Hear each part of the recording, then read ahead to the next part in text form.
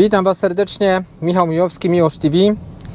Dzisiaj w ten deszczowy, brzydki dzień, a mamy dzisiaj 13 grudnia, czyli kolejna rocznica wybuchu stanu wojennego w naszym kraju, a jest to chyba już 42. Tak, w 1981 roku pan generał Wojciech Jaruzelski ogłosił stan wojenny, ale dzisiaj też było zaprzysiężenie nowego rządu Donalda Tuska, a dla mnie jest to dzień odbioru nowego roweru Trek Checkpoint SL6 AXS i tym filmem nie tylko chciałem się Wam pochwalić, że sobie kupiłem nowy rower, ale przede wszystkim chciałem pokazać w tym filmie Wam ten rower, dlaczego tak wygląda, a nie inaczej ten rower, i będziemy rozmawiali z samym Maksymilianem Bieniaszem, właścicielem rowerownia.com, człowiekiem, który 570 razy stanął na pudle różnego rodzaju zawodów rowerowych, człowieka, który był w kadrze Polski w różnych dyscyplinach, m.in. w kolarstwie, w przełaju i jeszcze chyba w cross country. Także myślę, że będzie ciekawie i on właśnie dokładnie opowie, jak przebiegał proces zamawiania mojego roweru, bo on był dosyć żmudny i długi, ale myślę, że ostatecznie ja będę zadowolony, dlatego serdecznie Was zapraszam na ten film.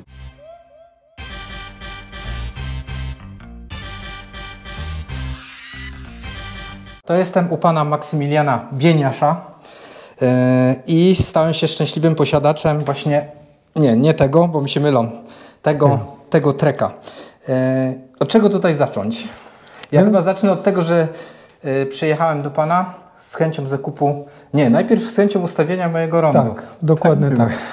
I tak wyszło na to, że okazało się, że nie bardzo pan chce się tego podjąć.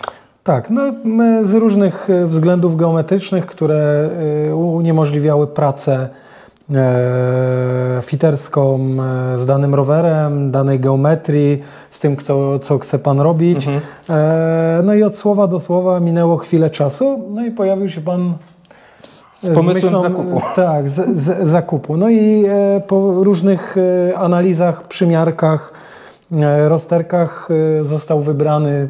Tak, i dostępnościach też. Nie? Zaproponowany Trek Checkpoint, który jest generalnie doskonałym gravelem o parametrach fajnie szosowych, no bo ma bardzo dobrą geometrię, gdzie można tu włożyć koła szosowe i mieć z tego świetną zabawkę jako rower szosowy o dużej geometrii Endurace Plus, czyli szersza opona, duże góry, komfortowa jazda, przede wszystkim dzięki Izospeedowi. I co? Rozmawialiśmy o takim rowerze. Tak, czyli klasycznym, standardowym, takim jak przychodzi z fabryki. Natomiast taki rower wymaga wielu zmian pod klienta, który chce kupić rower. Przede wszystkim szerokość siedzenia, długość mostka, szerokość kierownicy, offset sztycy. Są to rzeczy, które są bardzo często wkładane, tak jak kierownice ze szkitu holenderskiego. Holendrzy mają dużo szerszy rozstaw barkowy. Tak, bo jaką tu dostajemy tą kierownicę? 47. 47? 47 jest fabryczną kierownicą. A ja dla przykładu mam 40. Tak naprawdę 38 i tu 38,5 dokładnie. I tu była zastosowana kierownica 40 o chwycie VRC, czyli głębokim chwycie, a w miarę krótkim reachu, czyli skrócenie pozycji dla komfortu, natomiast wszystko zgodnie z rozstawem barkowym, żeby zaoszczędzić nerw pośrodkowy, nerw łokciowy, żeby nie mieć problemów w przyszłości w długiej jeździe z problemami, z którymi każdy walczy, drętwienie. Czyli to, co ja miałem na wanodze, przez 2 miesiące nie miałem siły w prawej ręce. Tak, i to są jakby rzeczy, które muszą powstać z nowymi rowerami. Niestety te wszystkie elementy, które są zastosowane w szkicach roweru normalnego, są tak naprawdę do usunięcia. I to trudno byłoby znaleźć klienta, który się do tego przypasuje. Nie ma takiej możliwości. Jest wiele względów, wiele czynników, wiele zła to niesie ze sobą, jeżeli ktoś będzie na tym kontynuował jazdę. Firmy muszą zrobić pośrodek między nacjami, które mamy w Europie czy na świecie, żeby nie było tak, że jeden będzie poszkodowany, a drugi będzie miał to na pstryknięcie palca. Więc Powstał rower trochę bardzo przebudowany. Przede wszystkim jest zmieniona kierownica, jest zmieniony mostek fabryczny, jest zmienione siedzenie, podrostaw wyrostków barkowych i dna, podrostaw wyrostków miednicy i dna miednicy, no bo jak wiemy, siedzenia nie dostosowuje się tylko i wyłącznie pod wyrostki kulszowe, bo na kulszach nie siedzimy, na rowerze miejskim siedzimy w takiej pozycji i siedzimy na kulszach, my siedzimy na dnie miednicy. Więc jakby jest tu zrobione siedzenie troszkę modelowo wyższe jak seryjnie, ma lepsze pręty, które bardzo dobrze pochłaniają. To jest to siedzenie? To jest model Versa Elite. On ma pręty, które pochłaniają troszkę więcej energii jak w zwykłym stalowym Versa Comp. Też ma inne pokrycie siodła, czyli kompozytową deskę, która też lepiej wytłumia drgania i lepiej się układa pod ciało. Ale tu mamy jeszcze też system, tak? Tak, oczywiście. W rowerze mamy system IsoSpeed, który wyklucza nam uderzenia z tylnego koła pionowe. Aha, pionowe, nie poziome, tylko... Poziome również, jakby, no bo to wagą robimy odchylenie. Natomiast ta rura zgina się w literkę S przy pracy.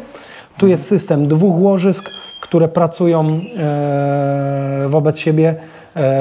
Natomiast jest to system, który na razie jest bezdefektowny. Do dnia dzisiejszego, a system IsoSpeed jest już bardzo długo w treku. Oni to patentowali. To jest jedna z nielicznych marek na świecie, która w ogóle coś takiego posiada. Ja w swojej historii nie reklamowałem nigdy. I to jest bezobsługowe, rozumiem. Generalnie powinno się o to dbać, jak o wszystko, bo to są 2 łożyska, więc to nie lubi żadnych kerszerów głębokiej wody. Trzeba to przynajmniej raz w sezonie rozebrać, wyczyścić, przesmarować, ewentualnie wymienić łożyska, jeżeli takie potrzeby są.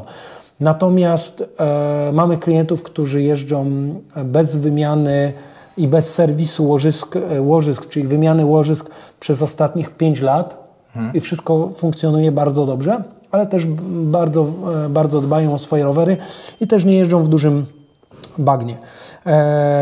To jeżeli chodzi o IsoSpeeda. Rama jest też mocno wycięta właśnie po to, żeby pochłaniała drgania. Mamy też widelec asymetryczny. Jedna strona jest wyżej, druga jest niżej. Ale to już większość firm ma. I właśnie po co dokładnie jest ten widelec? Żeby zrobić też wysoką przestrzeń między łańcuchem a ramą. Żeby nie uderzał nam? Żeby też nie uderzał. Są to geometryczne względy różnych marek. Różne marki różnie sobie dyskutują o tym. Natomiast jest to większa przestrzeń między łańcuchem a ramą. Kolejna sprawa, jeżeli chodzi o rower, to jest rower, który może być wyposażony w bagażnik przedni, bagażnik tylny, błotniki pełne, szybkie błotniki, kilka bidonów, torby. Ma bardzo dużo uchwytów, bardzo dużo insertów, do których możemy przymocować wszystko. Więc możemy Chyba na dzień dzisiejszy, jak sprawdzałem, nie ma roweru, który by miał tyle otworów montażowych do czegokolwiek. Tak, jest Chyba to nie ma jeden, tego w tym kierunku się nie doktoryzowałem, więc nie chcę dyskutować. Ale ja to sprawdzałem, także raczej jestem pewien, że chyba nie ma na dzień dzisiejszy roweru, który by miał więcej tych otworów, uchwytów montażowych niż Checkpoint. W całym systemie karbonowa sztyca pomaga wytłumić drgania, bo ona jest jednak elastyczna jak to karbon. Co mamy więcej? Zmieniliśmy korbę. Tak, zmieniliśmy korby na korby krótsze po to, że Pan będzie jeździł długie dystanse, czyli bawić się w gravelowanie i duże dystansy, co nam zwiększy średnią moc, zwiększy nam efektywność jazdy, zwłaszcza, że klient generalnie mimo swojego wzrostu, jego mechanika nogi nawet wymusza krótszą korbę dla jego efektywności pedałowania. A niech mi Pan powie o wieku? W moim wieku? Nie ma znaczenia. No bo ja nie jestem zawodnikiem, nie będę stawał na pudle. Nie? Jakby to też wiek wiekiem, natomiast będzie to korzystniejsze dla naszych stawów. Okay. Mniejsze przeciążenia kolanowe, mniejsze prace ustawieniowe bloka, większa odporność stawu skokowego, no bo anatomia Pana, to co też żeśmy przed chwilą analizowali, obciąganie pięty, będzie zminimalizowane. To są też, trzeba wziąć względy mechaniczne klienta, jego anatomii i całej biomechaniki, to trzeba rozłożyć na czynniki pierwsze. Co jeszcze? Został włożony tutaj pomiar mocy, czego nie ma w oryginalnym rowerze. Jest tu pomiar mocy Quark. Jest to jeden z tak naprawdę z najlepszych pomiarów mocy, kategoryzowany bardzo wysoko w dokładności działania. Możemy go wyjąć? Podejdę z tym i pokażę. Takie maleństwo. Bo to jest część tylko, tak? Tego systemu. To jest część, to jest jakby elektronika korby, bo reszta elektroniki jest w osi korby. Jeżeli podłączymy to do Garmina, mierzy nam lewą i prawą nogę, czyli procent lewej i prawej nogi, więc możemy generalnie bardzo fajnie zobaczyć, w jakim stopniu nasza miednica pracuje i czy symetrycznie pracują nogi. I do czego jeszcze może służyć pomiar mocy? Dla osób, które nie wiedzą, pierwszy raz słyszą o pomiarze mocy. Generalnie to jest bardzo długi temat. Ale tak w skrócie. Się nie da skrócić. Generalnie bardzo dużo ludzi kupuje pomiar mocy tylko po to, żeby patrzeć na cyfry. Pomiar mocy jest do rozwoju fizycznego człowieka, czyli po to, żeby mniej trenować, a bardziej efektywnie. Ale żeby stworzyć tą efektywność i pracę prawidłową, musimy robić regularnie badanie wydolnościowe, nie żaden test FTP, tylko badanie wydolnościowe, o które się będziemy opierać względem parametrów mocy, średniej, maksymalnej, progów mocy i wtedy mniej patrzymy na tętno, a więcej na moc. Czyli tak naprawdę zwiększamy efektywność pracy, możemy te zadania dokładniej wykonywać, mamy dokładne parametry. Natomiast bardzo dużo niestety ludzi kupuje pomiar mocy tylko i wyłącznie dla bajeru i dla wyświetlanych cyfr. I nie korzystają z tego tak naprawdę, ale... Pewnie ja będę takim jednym ale jest to element, jeżeli się zagłębimy i zaczniemy robić to. No ale to co? Dobrze? Same testy FTP nie będą mi o niczym mówiły? Jeżeli Nie, bo jeżeli zrobimy test FTP w temperaturze 25 stopni z wiatrem lekko sprzyjającym, pokaże nam co innego, niesprzyjającym, nigdy nie trafimy w te same warunki. Jeżeli zrobimy go na trenażerze, to ciepłota organizmu da nam braki wydolnościowe. 2-3 stopnie różnicy organizmu daje nam duży błąd wydolności organizmu. Dobra, to nie brnijmy już w to. Dlatego mówię, okay. temat bardzo, bardzo skrupulatnie powinien być rozstrzygnięty, dlatego mówię, no to jest bardzo długi temat. Zmieniliśmy koła. Tak, zmieniliśmy koła na koła karbonowe o stożku 35. Jest to koło, które jest dosyć szerokie w podparciu obręczy. Na koła jest dożywotnia gwarancja i 2-letnia gwarancja crash replacement na uszkodzenia mechaniczne. Możemy tak naprawdę z nudy przy kominku sobie podubać w karbonie, jak się nam będzie nudzić, tak? Pod warunkiem, że zniszczymy karbonową obręcz.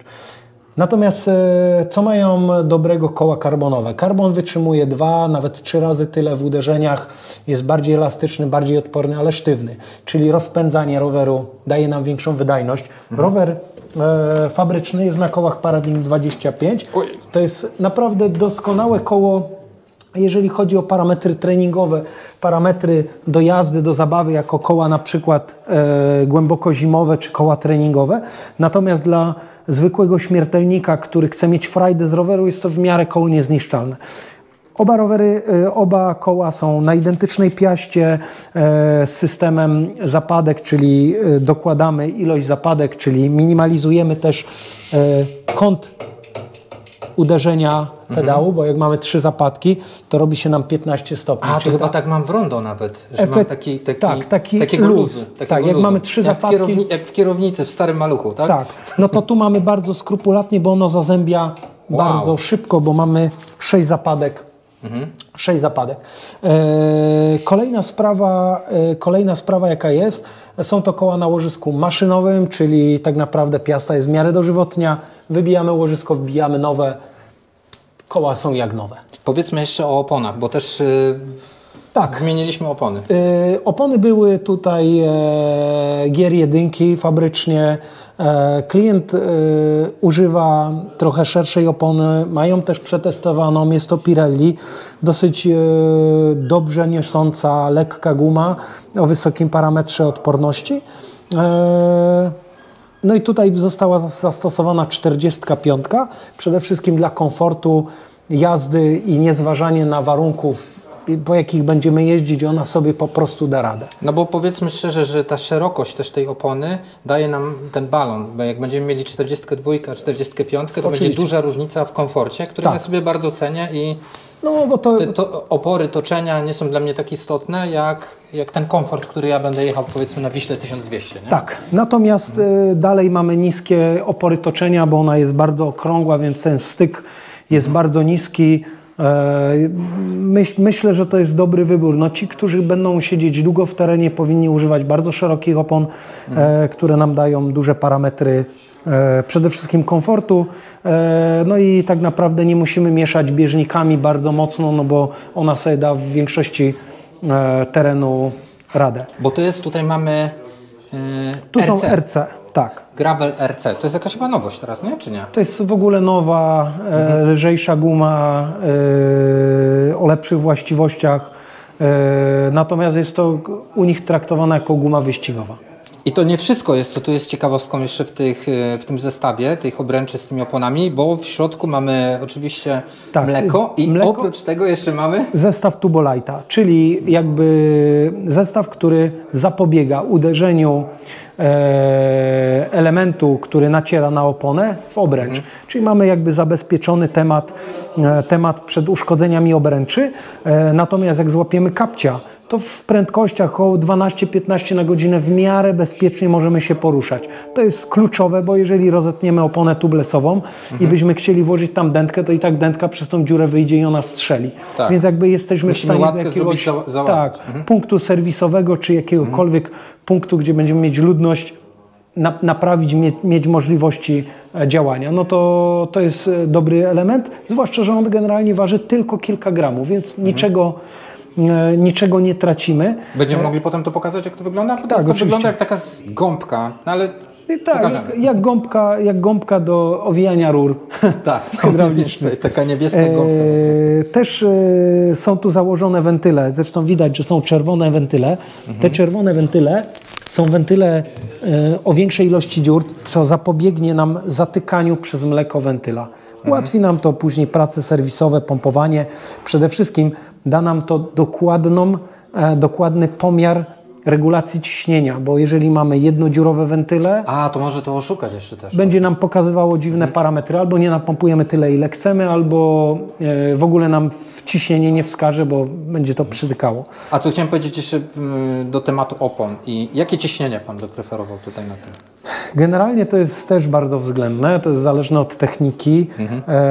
2,2 bara, myślę, że to są maksymalne. 2,2 bara to jest maksimum, co można tu wbić, tak? A czyli nie, no to jest... Nie, można, według Pana opinii. Moje, tak. Natomiast mamy klientów, którzy jeżdżą na 4 barach, mamy klientów, którzy jeżdżą na 3 barach. Pozdrawiam kuzyna. Ja się generalnie ścigam w przełaju, gdzie używam maksymalnych ciśnień od 17 do 20 PSI. To są bardzo małe ciśnienia, zwłaszcza, że jeżdżę na oponie 33. To jest przepisowa opona. Chodzi o to, że jeżeli mamy bardzo niskie ciśnienie, wchodzimy w zakręt w tym stopniu, tak? No, podejrzewam, że będzie ładnie widać na kamerze, to opona bardzo mocno napompowana będzie się trzymała tylko lekko boczną krawędzią. Natomiast gdy tu mamy obręcz i mamy ten kąt, to szytka będzie stała tak. Czyli nasz bieżnik będzie stał tak, a obręcz będzie stała tak. Te niskie ciśnienia dają nam dobry parametr jazdy. Natomiast niskie ciśnienie daje nam też płynność jazdy. I ta płynność jazdy daje nam prędkość. Bo jeżeli mamy zbyt mocno napompowane koła, to koła zaczynają podskakiwać jak piłeczka, wytracają prędkość tymi uderzeniami regularnymi. Dużo ludzi myśli, że jak napompuje bardzo dużo, będzie bardzo szybko jechać. To nie jest prawdą. A przy szosie? Przy gładkiej idealnej? Tak, przy szosie, dlatego torowe opony, czy tam szytki, są pompowane w ciśnieniach nawet 12 bar, no bo mamy parkiet, nie mamy drgań, więc możemy utrzymywać i nie mamy oporów powietrza, więc jakby nie wpływają tam takie warunki zewnętrzne. Natomiast na szosie przy gładkich asfaltach, ja powiem szczerze, przy swojej wadze około 70 kg używam do 5 barów w szosie i twierdzę, że to jest doskonałe, dobrze trzyma guma, bardzo dobrze niesie. Natomiast mam takich ananasków, którzy potrafią pompować 12 bar, wjeżdżają w zakręt z odrobinę mokrego i niestety jeżdżą tyłkiem po asfalcie. Jeszcze chciałem wrócić do tematu kierownicy, bo ja bardzo chciałem mieć cały rower full carbon, to znaczy już zostałem odchorowany od systemu Force, tak, karbonowego, też ze względu na pomiar mocy, który tam jest zupełnie to wszystko inaczej wygląda. Tam jest pomiar mocy zewnętrzny, który dużo więcej kosztuje. Ramię karbonowe jako ramię karbonowe jest dużo lepsze, no bo większy przekaz energii możemy dać. Natomiast gdy klientowi nie zależy stricte na wadze, no bo ja najpierw bym musiał ze swojego dubska to tak naprawdę nie ma znaczenia, czy włożymy mu korbę Force'a, czy włożymy mu korbę Riviala. Teraz w tych wszystkich nowych korbach wszystkie pomiary będą dokładnie takie jak w tym Rivialu. To jest informacja generalnie, która za chwilę wypłynie ze SRAM-a, natomiast wszystkie pomiary będą już w osi, czyli tak naprawdę dalej będziemy mieć to, ale musimy na to poczekać. No. Więc pająki już zaczynają znikać. Powstała nowa kierownica, klient się uparł na karbonową. Ja mówię, karbonowa kierownica jest w porządku. Natomiast przy uszkodzeniach bocznych, czyli wywrotkach bocznych, tą kierownicę bardzo łatwo uszkodzić. Karbonowe kierownice pochłaniają fajnie drgania, natomiast możemy tu zastosować karbonowy mostek, który będzie bardzo mocno pochłaniał drgania, a tym samym przekaże nam większą energię na kierownicę. Kierownica została założona tutaj ISOCOVERT, która ma dodatkowe, jest wypłaszczona, ma dodatkowe wkładki żelowe, tu i tu akurat ta kierownica tego nie ma. Plus, aha, czyli tutaj też mam te wkładki. Tak, oczywiście. Na tym elemencie. Plus double gel owika, czyli owika z podwójnym żelem, która dalej nam daje troszkę większy komfort. W czasie wejdzie tutaj, po bike fittingu wejdzie tutaj jeszcze wspornik karbonowy RSL, który bardzo jest sztywnym mostkiem, czyli przekaz energii jest wyśmienity, natomiast bardzo fajnie pochłania drgania, więc klient zyskuje troszkę więcej komfortu. Bo ja jeszcze dodam tutaj, pan Maksymilian daje mi swój fittingowy mostek na to, żebym przetestował ten rower przez 20 godzin, tak? Tak, około 20 godzin i widzimy się tak naprawdę dopiero na pracy fittingowej. Co prawda rower dzisiaj został i tak troszkę ustawiony pod kamerą fittingową, jeżeli chodzi o kąty nacisku nogi, natomiast to jest i tak, dajemy klientowi czasu, około 20 godzin, żeby wprowadził tu własne ustawienia, własne widzimisię i żebyśmy się mogli do tego odnieść względem jego komfortu, względem jego mechaniki i ewentualnie wyperspektywować błędy, które klient przenosi z innych rowerów albo z jakichś swoich utartych widzimisię, które są albo mogą być błędne. Czyli u pana Maxa, krótko mówiąc, nie ma czegoś takiego, że kupujemy rower i robimy od razu fitting taki na full, tak? Nie ma czegoś jest to troszkę błędne, bo wiele rzeczy omijamy. Ja wolę się skupić na dokładności, jakości. Jeżeli klient nie jest w gorącej wodzie kąpany i chce to zrobić bardzo dokładnie, to ja i tak chcę, żeby się klient przyzwyczaił do tego, narzucił parę ustawień.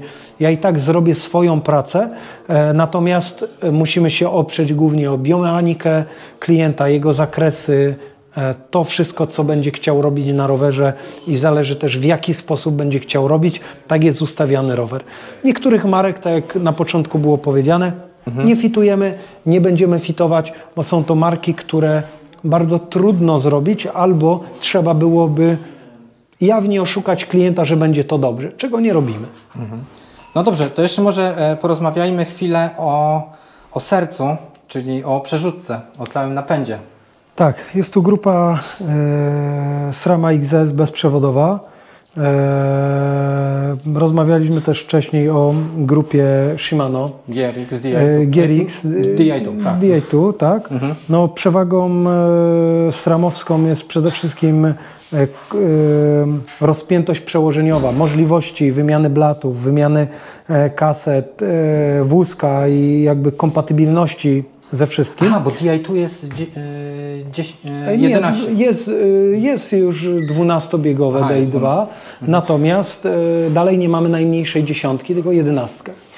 Kolejna sprawa jest taka, że tu mamy baterię zewnętrzną, no właśnie, którą możemy sobie podmienić bez żadnego problemu i tą baterię możemy ładować w ładowarce za pomocą powerbanka, czego nie zrobimy w Shimano Day2. Kolejna sprawa, Shimano Day2 ma tylko bezprzewodowe manetki, natomiast bateria od przerzutki, bateria jest łączona z przerzutką przednią i przerzutką tylną za pomocą kabla, czyli tak do końca nie jest bezprzewodowe. No i to jest wszystko... Tak, bo gdzie tam jest ukryta ta bateria? Ona jest w sztycy podsiodłowej. Tak jest. I tam idzie taki cieniutki kabelek, tak, który łatwo chyba urwać też. Znaczy, no, generalnie można go uszkodzić. Więc ze względów nawet podmiany prądu, no to możemy ładować z powerbanka, a Day2 niestety nie. Jak padnie bateria, no to musimy podłączyć się pod sieciową wtyczkę, żeby naładować... To nawet z powerbanka tam w GRX-ie się niestety nie, bo kabel jest co prawda pod USB. Nie wiem, jak działa Day2 ładowane z powerbanka i jego szybkość ładowania. Nie odpowiem na to pytanie.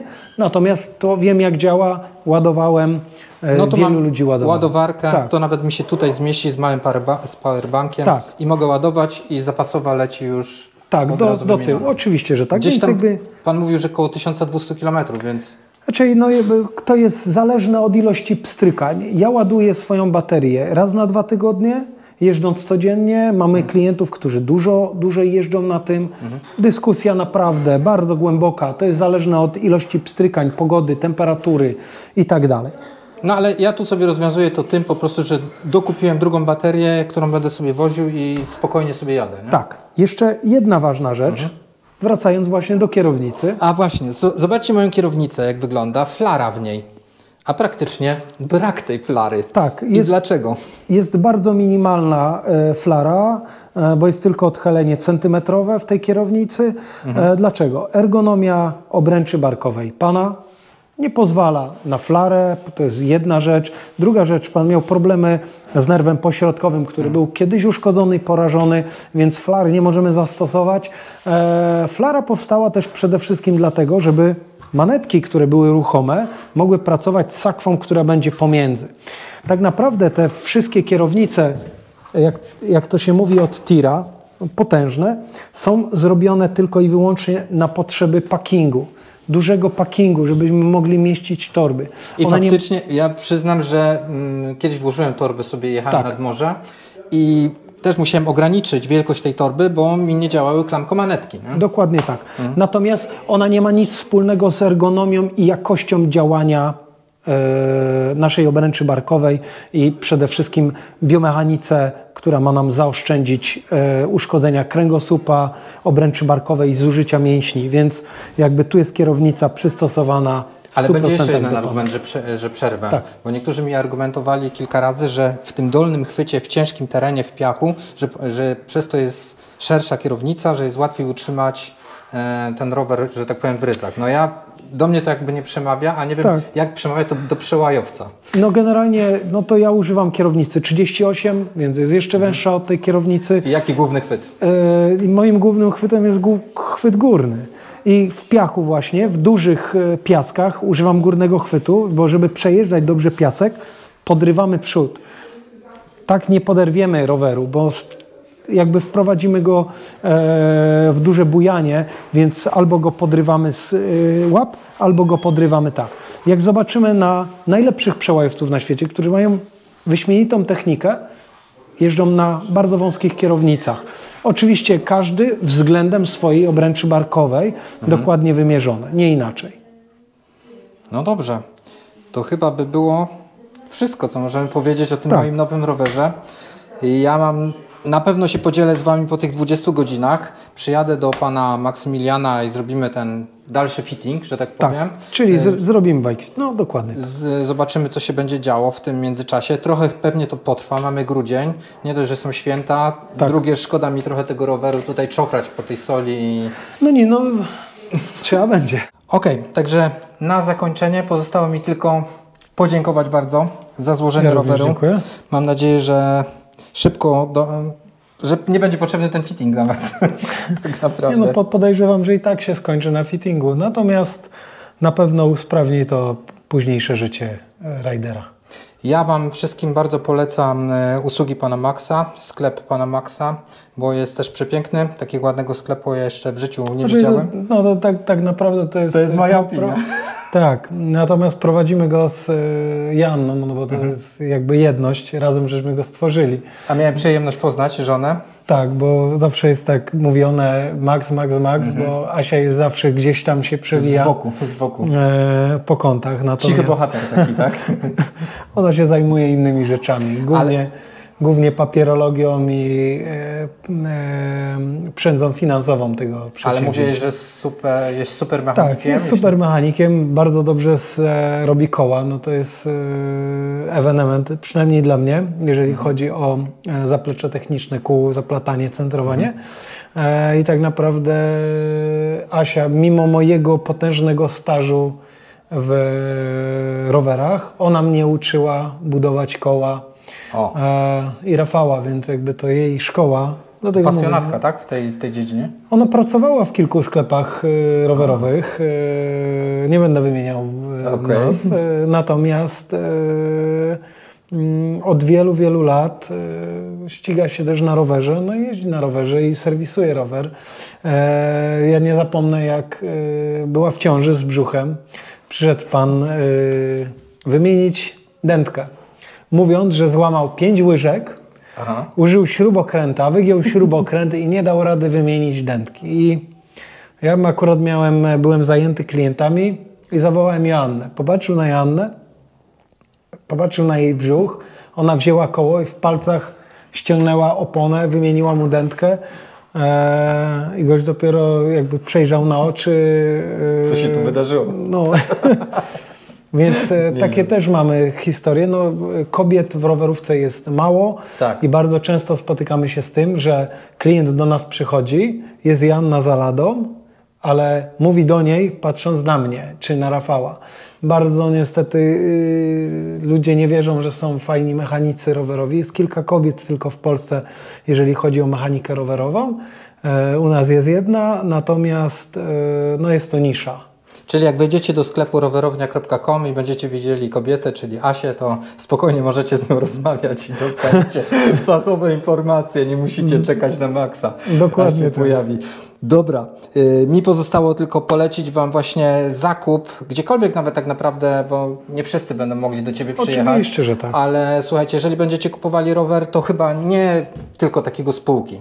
Jeżeli będzie Wam sprzedawca oferował taki rower z półki i Wam mówił, że to jest ten rower zajebisty dla Was, to naprawdę niech Wam się zapali czerwona lampka i przypomnijcie sobie o tym, co mówił Max, czyli mostek, kierownica, siodełko. Czy to Wam wymienią, czy będziecie musieli to wywalić na śmietnik i potem sobie kupić, bo gdzieś traficie do dobrego fitera, który Wam powie, że to musicie wymienić. Natomiast słuchajcie mądrych ludzi. Przede wszystkim mądrych ludzi i ludzi, którzy Was nie będą chcieli wpuścić w kanał do sprzedaży 1:1 produktu, żeby uzyskać korzyści finansowe, tylko generalnie przy każdej sprzedaży widać, czy sprzedawca chce sprzedać coś z sercem, czy chce po prostu sprzedać produkt i zarobić kasę. Bo jest jeden jedyny. No jakby musimy się szanować, no bo generalnie zawsze spotykamy się w jednym peletonie.